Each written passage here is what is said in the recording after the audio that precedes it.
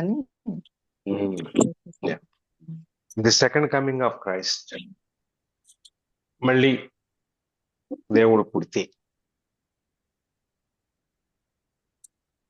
ఎలా ఉంటుంది అనే దాంట్లో చెప్పుకుంటూ, దేవుడు పుడితే గనక మళ్ళీ గనక ఈ హ్యూమన్ కాన్షియస్నెస్ ఇప్పుడున్న టైం నుంచి మళ్ళీ ఇంకొక దానికి మనకి ఈ ప్యూర్ కాన్షియస్నెస్ వైపు మనం నడిపిస్తాడు అని చెప్పేసి ఒకటి.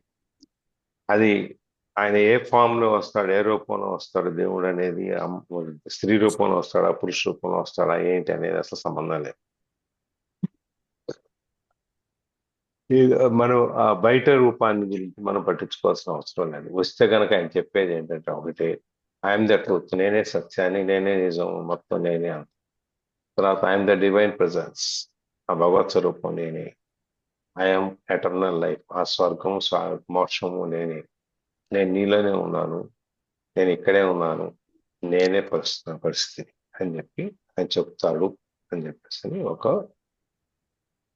దానికి ఒక నమ్మకం.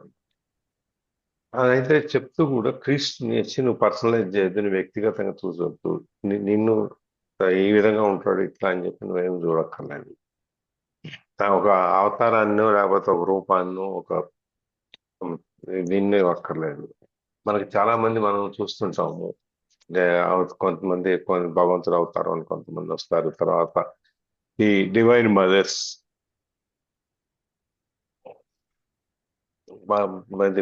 పుణ్యస్ తల్లులు అని చెప్పి, లేకపోతే మన దైవత్వంతో కలిగిన తల్లులు అని చెప్పి, తర్వాత ఎన్లైటెడ్ మాస్టర్స్, బాగా జ్ఞానోదయం అయిన వాళ్ళు, ఇట్లాంటి కొంతమంది వాళ్ళు నిజంగా ఉంటారు.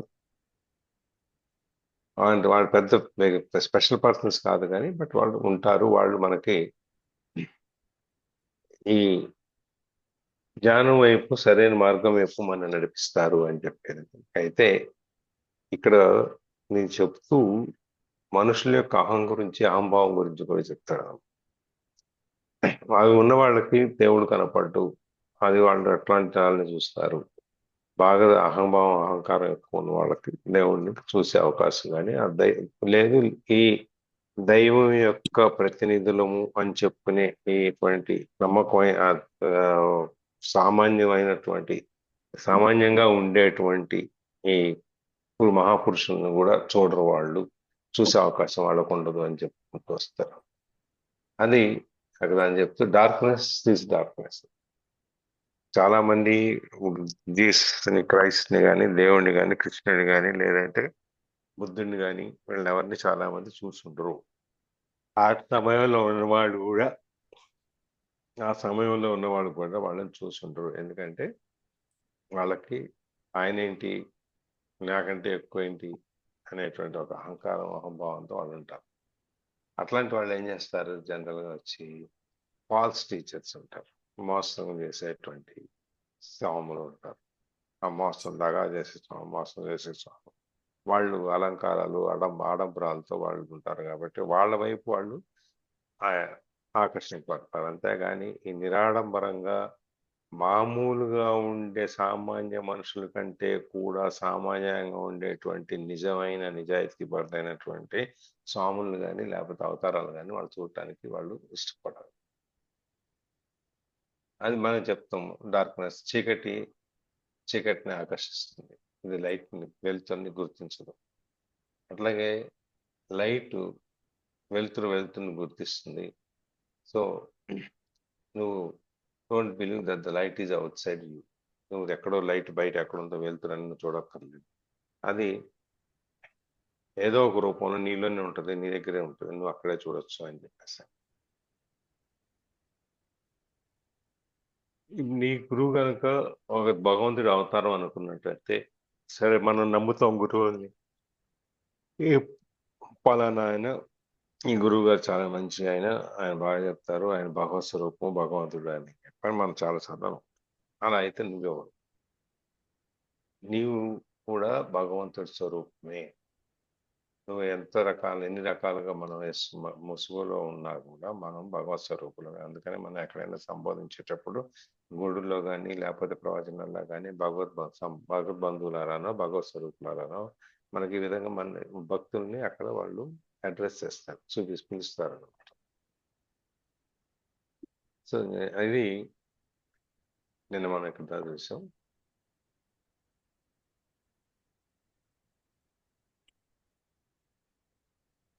ఇది మిగిలిన చూద్దాం. చదవండి ఎవరు. ఎవరు చదువుతారండి?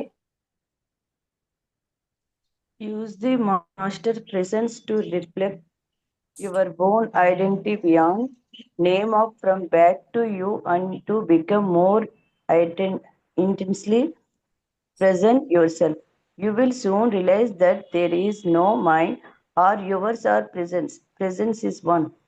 అక్కడ సో అందుకని use a master's presence to reflect your own identity beyond name and form back to you. అందుకని మనం ఈ గురువులు మనకి బోధించే వాళ్ళు, ప్రవచనాలు చెప్పేవాళ్ళు, ప్రవచనకర్తలు ఎవరైనా తీసుకోండి, వీళ్ళ యొక్క అవసరాన్ని, అంటే గురువు యొక్క, మనకి గురువు ఏం చేస్తాడు, ఎందుకు వస్తాడు, మన గురువు అనేవాడిని మనం ఎందుకు తీసుకుంటాం, మనకి మార్గదర్శకం చేయడానికి, just towards the direction, route, దారి చూపించడానికి.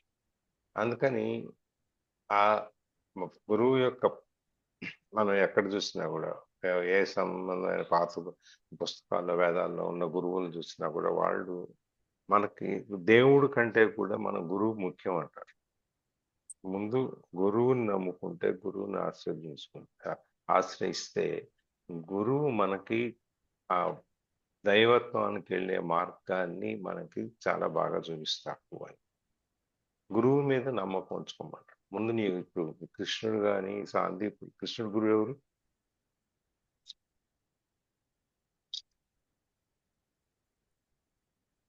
కృష్ణుడి గురువు ఎవరంటే, కృష్ణుడు కూడా పాఠాలు నేర్చుకున్నాడు కదా, స్కూల్కి వెళ్ళాడు కదా, ఆశ్రమానికి వెళ్ళాడు కదా. సందీపుడు కదా సార్, సందీప్ సాందీప్ వాళ్ళందరూ కూడా గురువుని నమ్ముకుని, ఆ గురువు చూపించిన మార్గంలో నడిచి, రాముడు కానీ ఎవరు, ప్రతి వాళ్ళు అందరూ గురువు దగ్గర, దేవుడైనా కూడా, భగవంతుడు ఇంకో రూపంలో అవతరించినా కూడా, అవతారం తీసుకున్నా కూడా, వాళ్ళు కూడా మామూలు మనుషులాగా వాళ్ళు గురువు దగ్గరికి వెళ్ళి నేర్చుకుని వచ్చారు. అంటే గురువు యొక్క ప్రాధాన్యాన్ని వాళ్ళు మనకు చూపించారు. అందుకని నువ్వు గురువుని నమ్ముకో. నీ గురువు యొక్క, నీ ఉన్న గురువు ఉన్నప్పుడు నీ గురువు యొక్క ప్రజెన్స్, ఆయన యొక్క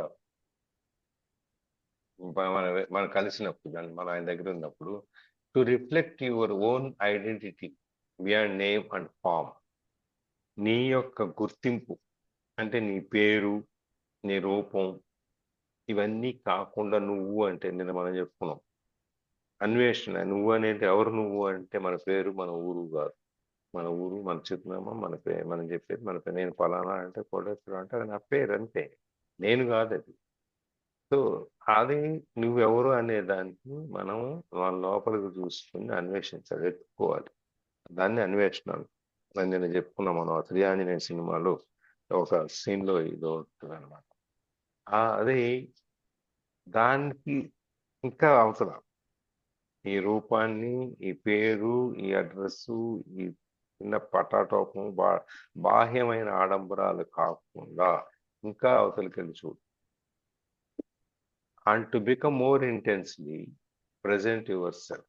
ఇంకా బాగా, ఇంకా ఇంకా ఇంకా మనం కనుక ఎక్కువగా దాని లోపల ఇంటెన్స్గా చూడగలిగితే మనం కల్పిస్తాం.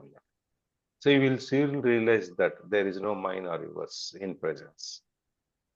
ఎప్పుడైతే మనం మనల్ని తెలుసుకోవటానికి ప్రయత్నం చేసి మన ఆత్మదర్శనాన్ని చేసుకోగలుగుతామో, లేకపోతే మనల్ని మనం తెలుసుకోగలుగుతామో, అప్పుడు నాది నీది అనేది ఏమి ఉండదు. వర్తమానము లేకపోతే భవిష్యత్, ఈ క్షణమే మాత్రమే ఉంటుంది, ఈ వర్తమానం మాత్రమే ఉంటుంది. దీంట్లో మనకి ఏమి నాది అనేది ఏమో. ఇప్పుడు ఎక్కడండి మనం పుట్టిన దగ్గర నుంచి పోయేంత వరకు మన సొంతంగా అంటే ఏమని చేసామా?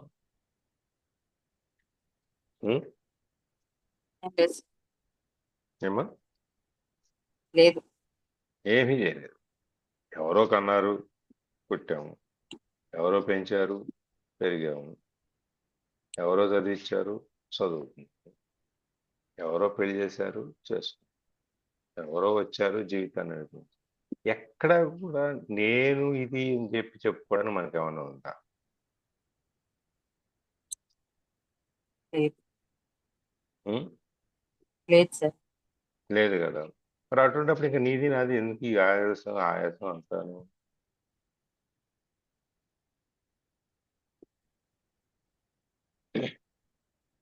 మనం ఎందుకు పోరాడుతున్నాము? దేనికోసం మనం పాటుపడుతున్నాం? దేనికోసం మనం పాకులాడుతున్నాం? మనదంటూ ఏది లేదు, మన వల్ల ఏమి రాలేదు, మనకేం కాలేదు. ఇంకేంటి దానికి మరి?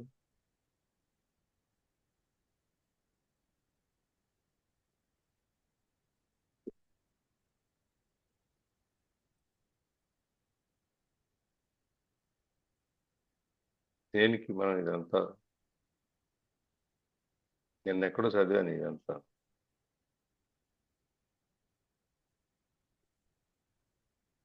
ఏది మంది కాదు, మనం ఏమీ చేయలేదు, నీది లేదు నాది లేదు. దీనికోసం ఒక పోరాటం, ఆయాసం, ఇదంతా.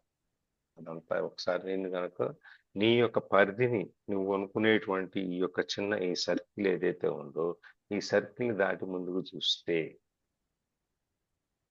నువ్వు కాదు, ఇంకా మొత్తం అంతా నువ్వు విశ్వాన్ని చూడటం కదా మొదలు పెడతావు. అప్పుడు నీది నాదే ఉండదు, అంతా పై అయింది. ఓకే, చదువు.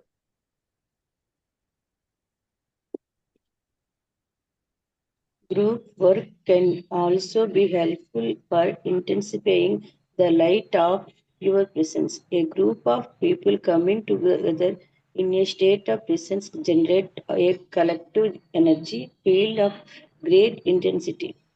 It not only raises the degree of presence of each member of the group, but also helps to free the collective human consciousness from its current state of mind dominance.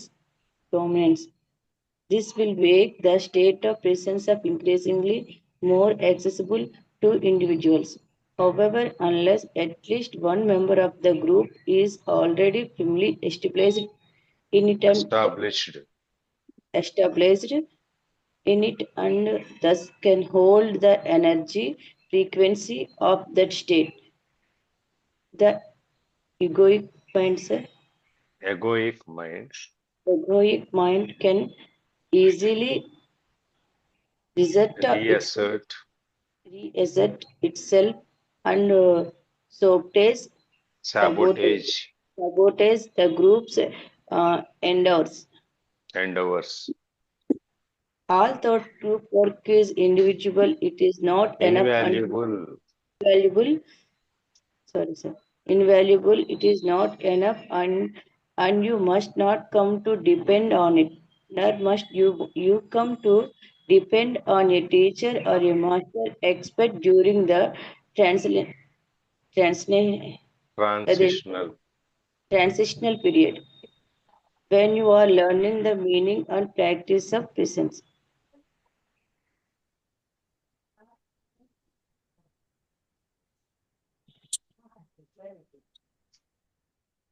మనం ఏ పూజ చేసినా ఇంట్లో చేసుకుంటే మనం ఒక్కడం కూర్చొని చేసుకుంటాం, అంతే కదా. లేదు సార్. దేవుడి దగ్గర గుడికి వెళ్తే ఒక్కడం వెళ్ళి దండం పెట్టుకొని వచ్చేస్తాం. కానీ ఇక్కడ చెప్పేది ఏంటంటే group work can also be helpful for intensifying the light of your presence. నువ్వు సొంతంగా నువ్వు ఎత్తుకోవటం అనే దాంట్లో, నువ్వు అన్వేషించుకోవటం అనే దాంట్లో నువ్వు చెయ్యి, నువ్వు కనుక్కో. కానీ ఒక సమూహంగా, ఒక బృందంగా ఏర్పడి కనుక చేస్తే ఈ మన ప్రెజెన్స్ అనేది యొక్క ఈ లైట్ ఏదైతే ఉందో, వెలుతురు ఏదైతే ఉందో, ఈ కాంతి ఏదైతే ఉందో, అది ఇంకా బాగా ప్రకాశిస్తుంది. ఇప్పుడు మనం గుళ్ళు కూర్చొని, లేకపోతే ఇక్కడ మన క్లాస్లో పొద్దున్న ఎక్సర్సైజ్లో కూర్చొని హరే రామ హరే రామ రామ రామ హరే అని చెప్తారు. రమేష్ గారు లేకపోతే ఎవరో చెప్తుంటే మనం మిగిలిన వాళ్ళు ఉన్న 6గురిలోనే 7గురిలోనే 8 మధ్యలో ఒకళ్ళు 2 చెప్తారు, మిగిలిన వాళ్ళు వేస్తూ ఉంటారు. కానీ ఎప్పుడైతే మనం సమూహంగా ఒక గ్రూప్‌లో కూర్చొని మనం ఇది చేస్తాం, అప్పుడు అది ఇంకా ఎక్కువగా ఉపయోగపడుతుంది అంటాడు. A group of people coming together in a state of presence generates a collective energy field of great intensity. ఎప్పుడైతే 10 మంది కూర్చుని 10 మంది ఒకే కంఠంతో ఏకకంఠంతో మనం తాళం వేస్తూ ఈ కలిసి మనం భజన లేకపోతే పూజ లేకపోతే నామాన్ని ఉచ్చరించడం ఏదో చేస్తామో అప్పుడు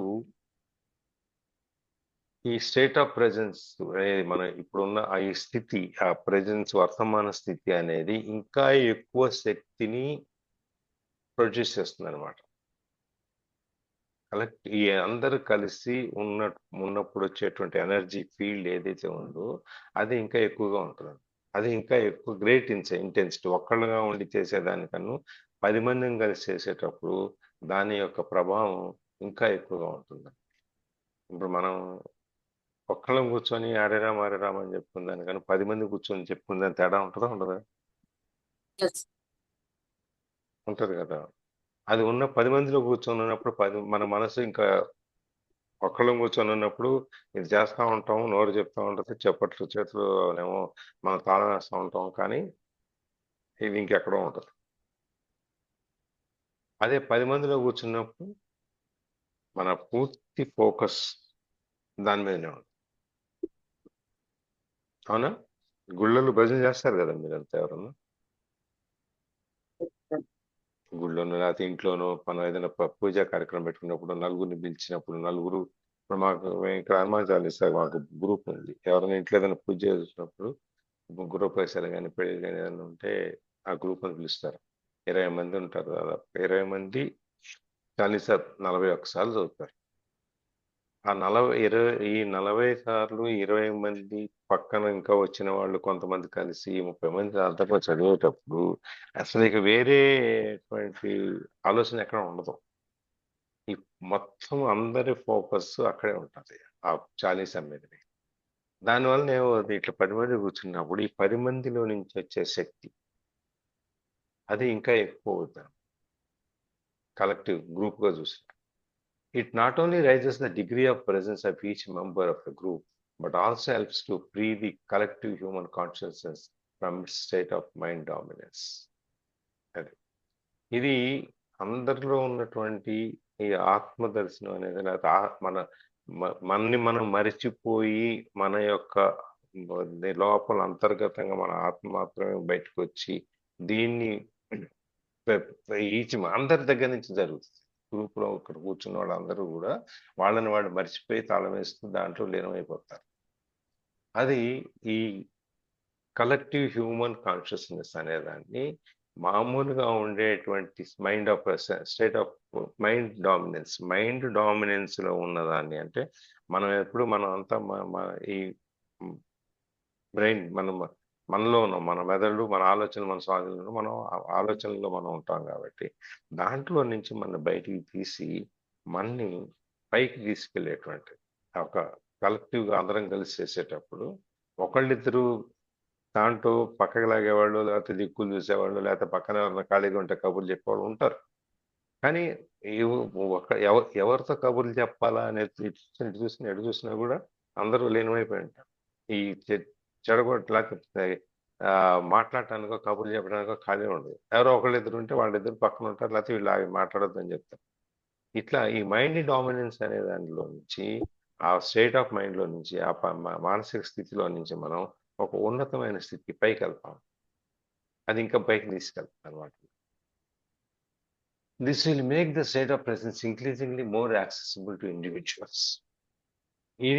ఈ స్టేట్ ఆఫ్ ప్రెసెన్స్ అనేది అందరికీ ఈ మానసిక స్థితి మనం ఏదైతే దైవంతో మమేకమైపోయి లీనమైపోయి ఉండి మనం మనసంతా అక్కడ కేంద్రీకరించి మనం చదువుతూ ఉంటామో అది మిగిలిన వాళ్ళను కూడా, ఇంకా ఎవరైనా పక్కన ఉంటే వాళ్ళను కూడా లాగేస్తాం.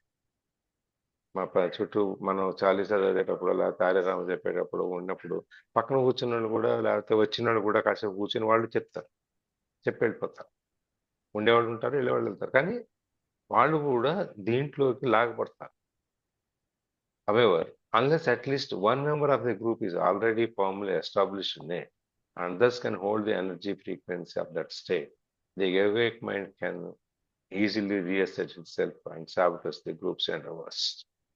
అయితే ఇంతమంది ఏది చేసినా కూడా ఎవరో ఒకళ్ళు ఈ గ్రూప్ లో దీన్ని లీడ్ చేసేవాళ్ళు, ముందు నడిపించేవాళ్ళు ఎవరో ఒకరు ఉంటారు. అది one member of the group is already firmly established in it. దీంట్లో కనీసం ఒక మెంబర్ అయినా, ఒక లీడ్ చేసేవాళ్ళు లేకపోతే చెప్పేవాళ్ళు ఎవరో ఒకరు ఉంటారు కదా. అందరం మనమే మొదలు పెట్టడానికి ఎవరో ఒకరు మొదలు పెడతారు. వాళ్ళు కనుక దీంట్లో కనుక పూర్తిగా లీనమై ఉండకుండా మీరు చదవండి నేను చూస్తుంటా అని చెప్పాను, లేకపోతే పక్కన చూస్తుంటాను, వీళ్ళు చదువుతారులే నాకు అన్నీ వచ్చులే అని చెప్పాను కూర్చునే వాళ్ళు ఉంటారు చూసారు. అలా కాకుండా ఒకవేళ అలా ఎవరైనా ఉంటే thus can hold the energy frequency of that state. మనం అవతల ఎప్పుడైతే లీడ్ చేసేవాళ్ళు, ఆ బృంద నాయకులు లేకపోతే బృందంతో కలిసి దాంట్లో కొంచెం వాయిస్ ఉన్న వాళ్ళు మొదలుపెట్టేవాళ్ళు, వాళ్ళు కనుక కొంచెం కనుక వాళ్ళు చూసుకుంటారు నాకేంటి అన్నట్టుగా కొంచెం పక్కకి వెళ్తే కనుక ఆటోమేటిక్గా ఆ ఫ్రీక్వెన్సీ నుంచి బయటకు వచ్చి ఈ అహంతో కూడిన మైండ్, ఎందుకంటే నాకు అన్నీ వచ్చు నేను చెప్పక్కర్లేదు, వీళ్ళు అయితే చాలే వీళ్ళకి ఏం రాదు అనుకునేటువంటి ఆ మైండ్ అది ఉంది, అది మళ్ళీ అది మళ్ళీ నేను ఉన్నాను అని చెప్పి మళ్ళీ మనని దాని స్వాధీనంలో తీసుకోవటం కాకుండా ఏం చేస్తుంది, సాబిటేజ్ ద గ్రూప్స్ ఎండవర్స్. ఈ స్ఫూర్తి సమూహం బృందం యొక్క కోరిక, ఆశ ఏదైతే ఉందో, మనం దీంట్లోంచి లీనమైపోయి దీంట్లో భక్తితో మనం దీన్ని చేరాలి, మనం చూసుకోవాలన్నటువంటి ఆశ ఏదైతే ఉందో దాన్ని కూడా ఇది సాబిటేజ్ చేసేస్తుంది, అంటే వెనక నుంచి పొడిచేస్తుంది. అందుకని మనని లీడ్ చేసేవాళ్ళు కూడా దాంతో పాటు మనతో పాటు మనలో కలిసి నేను కూడా నేర్చుకునేవాడిని అనేటువంటి వాళ్ళు ఉండాలి. ఆ బృంద సమూహంలో ఎవరైతే కొంచెం నాయకుల్లాగా ఉంటారో వాళ్ళు. Although group work is invaluable, it is not enough, and you must not come to depend on it. Group సమూహంలో నుంచి అనేది చేయటం అనేది దానికి విలువ కట్టలేం. మనం ఒక్కడం కూర్చున్నప్పుడు ఉన్నదానికి సమూహంలో అందరితో కలిసి కూర్చొని మనం చేసేదానికి విలువ కట్టలేం. అయితే అది మాత్రమే సరిపోదంట, దాని మీదే మనం ఆధారపడకూడదు. గ్రూప్ మీద అంటే ఆ గ్రూప్ లేకపోతే మళ్ళీ మనం ఏం చేయలేని పరిస్థితుల్లో మనం ఉండకూడదు. ఆ గ్రూప్లో కూర్చుంటేనే మన ఫోకస్ మనకు అక్కడ ఉంటుంది, గ్రూప్లో లేకపోతే మళ్ళీ మనం పరిపరి విధాలుగా ఎక్కడెక్కడో ఆలోచిస్తూ ఉంటాం అనేది ఉండకూడదు అనమాట. Nor you come to depend on a teacher or a master. లేకపోతే నీ గురువు మీదనో లేకపోతే నీ మాస్టర్ మీదనో నీ టీచర్ మీదనో ఎవరి మీదనో నువ్వు ఆధారపడే పరిస్థితి కూడా ఉండకూడదు. Except during the transitional period, ఒక నేర్చుకునేటువంటి సందర్భంలో తప్ప, లేదా మనలో పాత మనిషి నుంచి కొత్త మనిషికి మారేటువంటి ఆ మార్పు సమయంలో తప్ప మిగిలినది ఎక్కడ నువ్వు ఎవరి మీద కూడా నువ్వు ఆధారపడకూడదు. When you are learning the meaning and practice of presence, నువ్వు ఎప్పుడైతే దీని గురించి నేర్చుకుంటున్నావు, ఈ ప్రెజెన్స్ గురించి నేర్చుకుని దాన్ని ప్రాక్టీస్ చేస్తున్నావు, అప్పుడు నీకు నేర్చుకునే సమయంలోనే తప్ప మిగిలిన టైం అంతా అయ్యో గురువుగారు లేరు, లేకపోతే ఎవరు లేరు ఇవాళ మనం పూజ చేద్దాం అంటే, లేకపోతే మనం భజన చేద్దామంటే ఒక్కడం కూర్చొని ఏం భజన చేసుకుంటాం అని చెప్పి అనేది ఉండకూడదు అనమాట. నిన్న కార్తీక పురాణం కదా, పౌర్ణమి కదా, గుడిలో అసలు అడుగు పెట్టడానికి ఖాళీ లేదు. మొత్తం లైట్లన్నీ మసకబారిపోయాయి, పొగ లోపల, దీపాలు 365 ఒత్తులు వెలిగిస్తారు. దాదాపుగా ఒక 100-150 దీపాలు ఎనీ పాయింట్ ఆఫ్ టైం సాయంత్రం 6 నుంచి 5:30 నుంచి మొత్తం ఫుల్ అయిపోయి ఉన్నాయి. తీసేవాళ్ళు తీస్తూనే ఉన్నారు, వెలిగించే వాళ్ళు వెలిగిస్తూనే ఉన్నారు.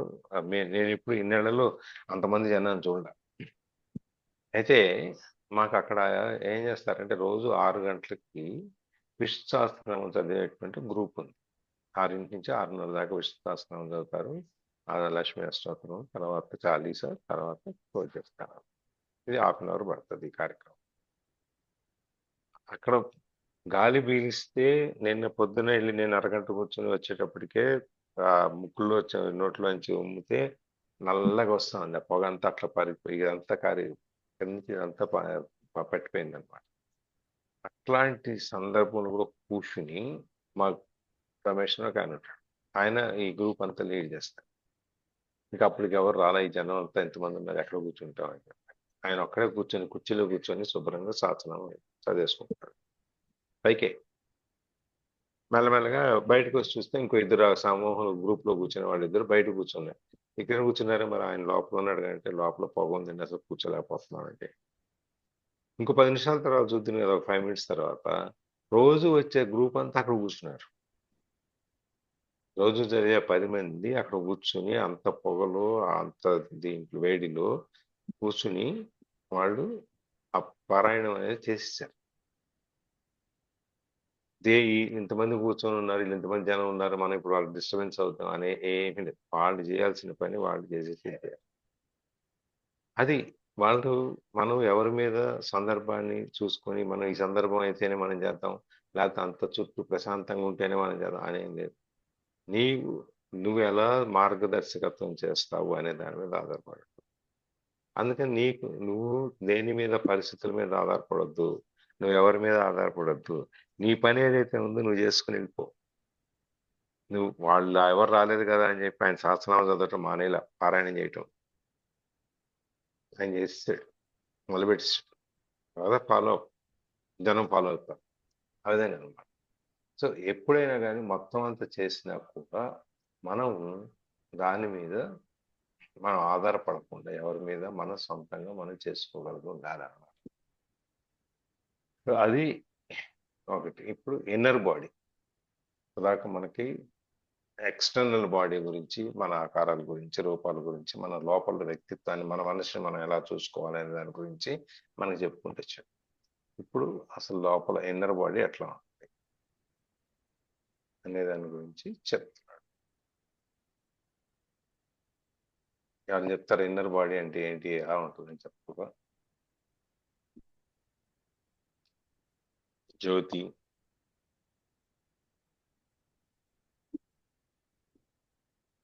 సుకన్య. లేదు సార్, నాకు తెలీదు పూర్తిగా. తెలిసింది చెప్పు, పూర్తిగా తెలియదు, కొంచెం తెలుసు కదా. మీరు స్టార్ట్ చేయండి సార్, నేను చెప్తాను. నేను స్టార్ట్ చేస్తే నువ్వు చెప్పేది ఉంటుంది. అంటే లాస్ట్ లోని ఏమైనా ఉంటే చెప్తాను. ఓ నాకు తెలియదు గ్యాప్స్ నిజంగా ఉంటే అసలు. గ్యాప్స్ ఉంటే పూర్తి చేస్తావా? అట్లేం కాదు సార్, ఉమ్.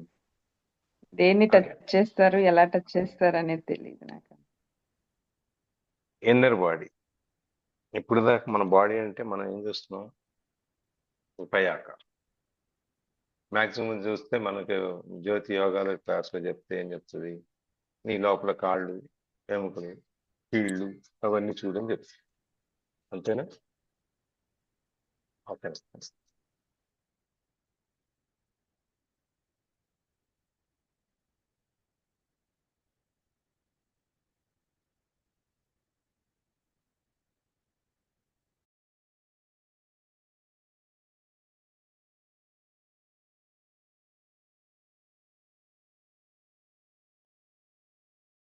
ఇప్పుడు దాకా జ్యోతిని అడిగితే ఏం చెప్తుందంటే, కాళ్ళు కింద నుంచి బాడీని చూసుకుంటూ రండి, లోపల భాగాల్ని బయట భాగాల్ని చూడండి.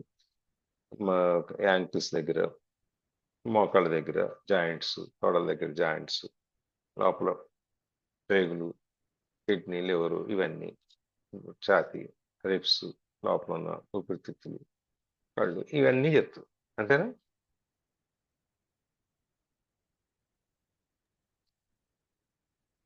అంతే సార్. అంతే కదా. కానీ ఇది కాదు ఇన్నర్ బాడీ అంటే. మనకి ఈ లోపల ఉన్న శరీరం బయట కనపడేటువంటిది కాకుండా, మనకు తెలిసిన ఈ అవయవాలు, భాగాలు, శరీర భాగాలు కాకుండా ఇంకా ఏదో ఉంది, ఇంకా ఏదో ఉంది. అదేంటనే చూడాలి. Being is your deepest self. రేపు చూద్దామా సార్? అయిపోయిందా? ఇంకా 5 నిమిషాలు ఉంది కానీ చూస్తాం.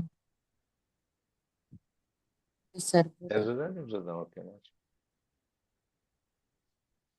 కొంచెం స్టార్ట్ చేయండి సార్. అసలు దేని గురించి చెప్తారని ఎక్సైటింగ్ గా ఉంది.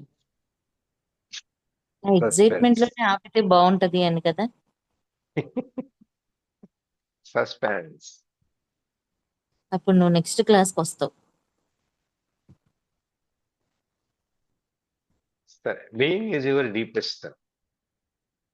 బీయింగ్ అని అంటే మన ఉనికి, మన యొక్క ఈ ఆకారం కాకుండా మన ప్రెజెన్స్, దీని గురించి మనం ఇంతకుముందు బీయింగ్ అనే దాని గురించి తెలుపుకున్నాం. మన ఉనికి గురించి. అది యువర్ డీపెస్ట్ సెల్ఫ్. నువ్వు, నీ ఆత్మ అనేదాన్ని, నువ్వు అనేదానికి అతి లోతుగా వెళ్ళేదే బీయింగ్ అనేది.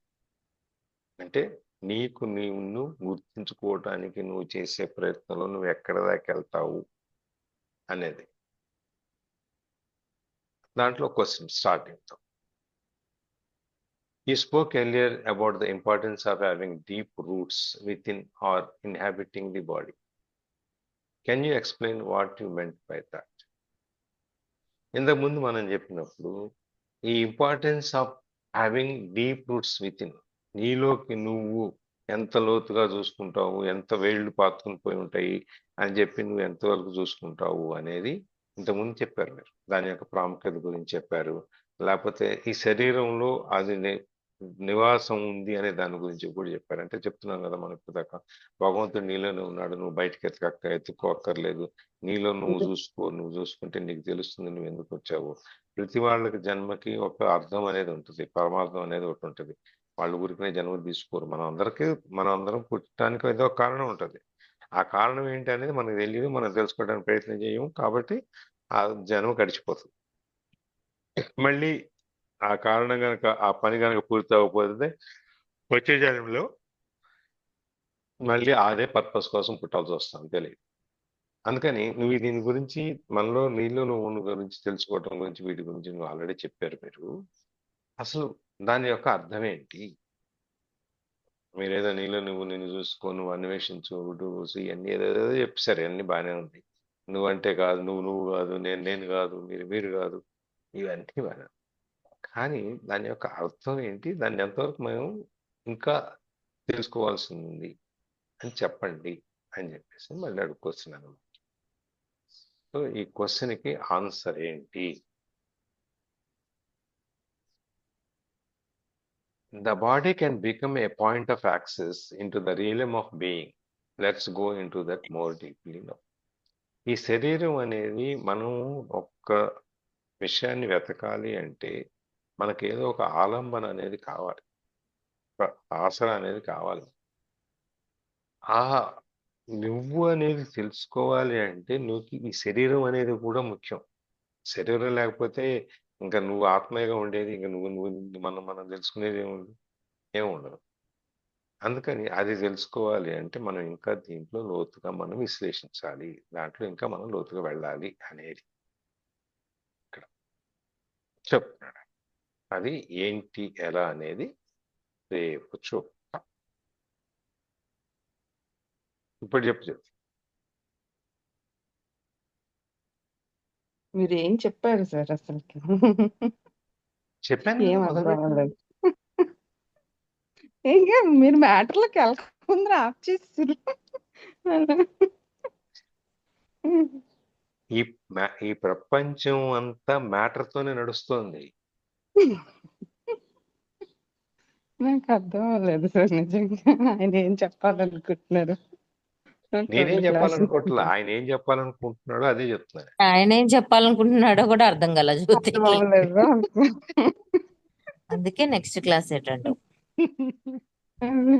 అది కాదు జ్యోతి, ఆయన ఏం మ్యాటర్ అంటే ఏంటి? చెప్పాలనుకుంటున్నాడు. మ్యాటర్ అంటే ఏంటి?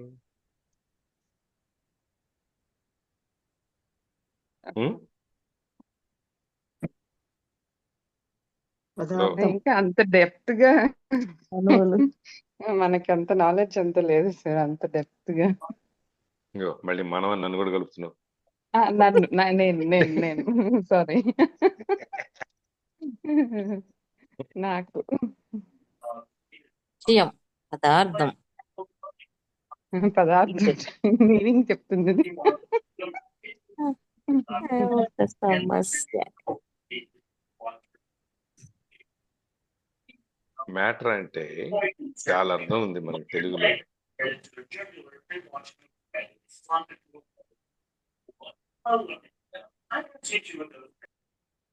ఒక పరిస్థితిని బ్రహ్మ కానీ ఒక పదార్థాన్ని సామాన్య మ్యాటర్ అంటారా? ఉం? బ్రహ్మ పదార్థాన్ని మ్యాటర్ అంటారా? బ్రహ్మ అసలు బ్రహ్మ పదార్థాన్ని పదార్థం అంటే కూడా ఏంటి? అదే కదా. అన్ని ఇప్పుడు క్వశ్చన్లు లేనిపోయిన ఇవన్నీ. డౌట్స్ అన్ని నువ్వు పెట్టిస్తావు చూడు అందరికి. ఇప్పుడు అలా మ్యాటర్ కాదు, అంటే అన్ని ఏంటి ఆలోచిస్తున్నారు. ఇప్పుడు బ్రహ్మ పదార్థం అంటే ఏంటి అని చెప్పి గూగుల్లో కొట్టాలి ఇంకా. అలా కాదు, అన్ని క్వశ్చన్లే ఉంటాయి, ఆన్సర్లు ఉండవు ఇక్కడ. చాలా టైం పడుతుంది ఆన్సర్లు వచ్చేదానికి. మ్యాటర్ అంటే విశదీకరణనా సార్? ఉం? విశదీకరణ ఇది అంటారు కదా తెలుగులో. సరే మళ్ళీ రూట్స్ తో విశలీకరణ పాటు అంట. రూట్స్ తో పాటు విశదీకరణ దాన్ని తెలుసుకోవడాన్ని మ్యాటర్ అంటారేమో సార్. ఏదైనా ఒక విషయాన్ని రూట్స్ తో పాటు తెలుసుకుంటే దాన్ని మ్యాటర్ అంటారేమో.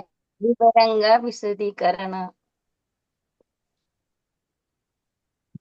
ఒకసారి మ్యాటర్ అంటే ఏంటి అనేది తెలుగులో దాన్ని డిక్షనరీలో విశ చూడండి ఒకసారి.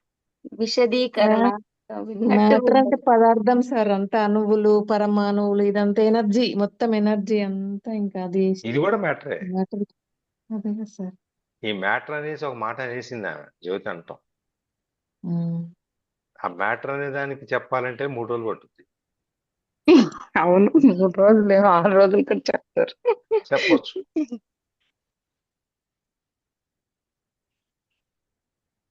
ఈ అణువులు పరమాణువులతో సహా కూడి ఉన్నదే మ్యాటర్. మనం ఇప్పుడు గూగుల్లో మాట్లాడే కూడా విషయం dictionary.com కి వెళ్ళి ఒకసారి సెర్చ్ చేయండి మీకు సహాయపడగలవు అని పెట్టాడు మ్యాటర్ అంటే.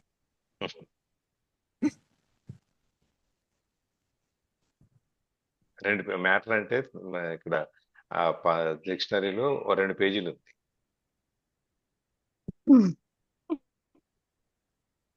సింపుల్ గా సింపుల్ గా 2 పేజీలు. ఒకసారి అందరూ మ్యాటర్ అంటే ఏంటో చూడండి.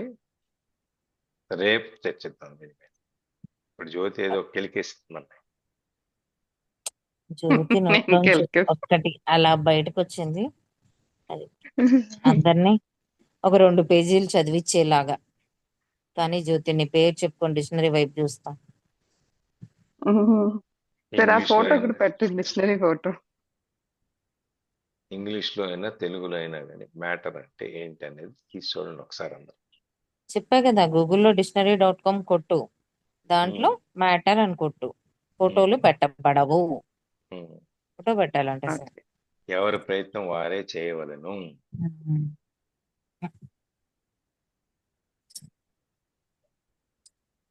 రికార్డింగ్ ఆపేనా? Okay sir. ఒక ధనలక్ష్మి గారు పెద్ద ఆయన ఉన్నారు సార్. ఆయన వీడియో ఒకటి పెడతాను చూడండి. అసలు ఏం చెప్తారంటే ఏం చెప్పారో కూడా అర్థం కాదు, కానీ చెప్తారు అనమాట. అంటే చాలా నాలెడ్జ్ కావాలి మనకి యాక్చువల్ గా దాన్ని అర్థం చేసుకోవడానికి. ఆయన పెద్ద ఆయన అనమాట. ఆల్ ది డ్యూ రెస్పెక్ట్స్, ఆయన యొక్క నాలెడ్జ్ కానీ ఆల్ ది డ్యూ రెస్పెక్ట్స్. నాకు తెలిసినంత వరకు ఏంటంటే మనం చెప్పేది ఎదురుగుండా కూర్చున్న వ్యక్తికి అర్థం కాకపోతే మనం చెప్పేది వ్యర్థం. నాకు అలా డౌట్ వస్తుంది సార్. అలా చెప్పిన వాళ్ళకైనా అర్థం అయిద్దా ఏంటో మాట్లాడుతున్నా. ఎందుకంటే వాళ్ళు ఎక్కడ మాట్లాడాలంటే అది వాళ్ళ సమాన స్థాయిలో ఉన్నవాళ్ళు, లేకపోతే దాన్ని అర్థం చేసుకోగలిగిన ఎలైట్ పీపుల్ ఎవరు వాళ్ళకన్నా పై స్థాయో వాళ్ళ సమాన స్థాయి అయితే అర్థం ఉన్న అవుతుంది. వాళ్ళ దగ్గర ఇలా మాట్లాడితే నార్మల్ వాళ్ళకి పీపుల్ కి చెప్తే అది ఏం అర్థం అవదు. ఆయన ఏం చెప్తున్నాడు అన్న దీంట్లోకి వెళ్ళిపోతాం, బ్లాంక్ స్టేజ్ అది లోకి. అప్పుడు ఏదో చెప్తున్నాడు ఎందుకు వచ్చింది లేని పక్కన కబుర్లు. ఒకసారి నేను అడుగుతా ఏమంటే మీకు అని అర్థం అవుతుందని అడుగుతా పక్కన. ఏదో చెప్తున్నారండి అంటాడు. ఓ పర్వాలేదు ఈయన నాలాగలేనండి. మనమే కాదు జోగి చాలా మంది ఉన్నారు అనిపిస్తుంది అప్పుడు. ఇది ఎట్లా ఉంటుందంటే ఇంగ్లీష్ రానోడు ఇంగ్లీష్ సినిమా చూసినట్టు ఉంటుంది. అంతే. అందులో సబ్ నవ్వుతుంటే మీకు టైటిల్స్ నవ్వుతుంది. సబ్ టైటిల్స్ సబ్ లేకుండా టైటిల్స్ ఉంటే ఇంగ్లీష్ మళ్ళీ కాస్త చూసినట్టు. కూస్త అర్థం అవుద్ది. అంటే ఆ సబ్ రోజుల్లో సబ్ టైటిల్స్ టైటిల్స్ ఉండేవి కదా, లేకుండా ఇప్పుడు సబ్ టైటిల్స్ ఉన్నాయి. ఉమ్. ఆ, ఆ, అందరు అది నవ్వితే నవ్వటం, అందరు ఆ, క్లాప్ చేస్తే చేయటం. అది అట్లాంటి పరిస్థితి అట్లా మనం అక్కర్లా, మనకు అవసరం లేదు. నాకు తెలిసినంతవరకు అయితే నీకు అర్థమయ్యి నీకు సరళమైన భాషలో చెప్పి సరళమైన మనిషికి, నా సామాన్య మానవుడికి అర్థమయ్యే భాషలో చెప్పగలిగితేనే నువ్వు సరైన గురువు. ఎక్కడో ఏదో పైలో కాళ్ళు భాషను తీసుకొచ్చి నువ్వు చెప్పి ఇది నా పాండిత్యం చూడండి అంటే అది నీ యొక్క ఎగోయిక్ మైండ్. ఇప్పుడు మనం భగవద్గీత చదివేటప్పుడు స్థితప్రజ్ఞుడి దాని గురించి ఎందుకని రోజులు చెప్పావు, అన్నిసార్లు చెప్పాము. రెండో అర్థం అధ్యాయం అవ్వాలని. ఎన్నిసార్లు ఎందుకు పెట్టింది మనకి? ఉం? అర్థం అవ్వాలని, అందరికీ అర్థం అర్థం అవ్వాలి. అవ్వాలని. ఎన్నిసార్లు ఇంకా ఇంకా ఇంకా ఇంకా కిందకి వచ్చి మనం చెప్తా ఉన్నారు. మీరు ఎందుకు చెప్తున్నారు? ఉన్న వాళ్ళకి అర్థం కావాలి. ఇంకా ఎంత బాగా ఈ విషయాన్ని మనం వాళ్ళ బ్రెయిన్స్ లోకి చొప్పించగలం, వాళ్ళ మనసులో చొప్పించగలం అని చెప్పి దూరి దూరి దూరి దూరి చెప్తాం. మొత్తం చదవకపోయినా ఆ 18 శ్లోకాలైనా చదవండి, అది ఇది చూడండి అని చెప్పి అంత ఇదిగా చెప్తున్నాం కదా. అది అది కనుక లేకపోతే నువ్వు మనం ఆ లెవెల్కి వచ్చి మనం చెప్పలేకపోతే నువ్వు ఎక్కడో పై లెవెల్లో ఉండి, ఇప్పుడు హర్షిత ఉంది, హర్షితకి నేను ఏదో మాట్లాడి చెప్తే ఏమర్థమవుతుంది? దానికి వచ్చింది క్లాస్ శుభ్రంగా కూడా ఇంతవరకు రాదు. వస్తుంది, ఇంతవరకు మాట్లాడుతుంది. ఆ గాడ్స్ వెళ్తే ఇది చెప్పమంటే అంతవరకు చెప్తా, అర్థం చెప్పమంటే తనకేం తెలుస్తుంది? అలా కాదు మనం చెప్పేది అవతల వాళ్ళకి. ఇప్పుడు హర్షితకు అర్థమయ్యేటువంటి ఆ స్థాయికి వెళ్ళి మనం చెప్పాలి.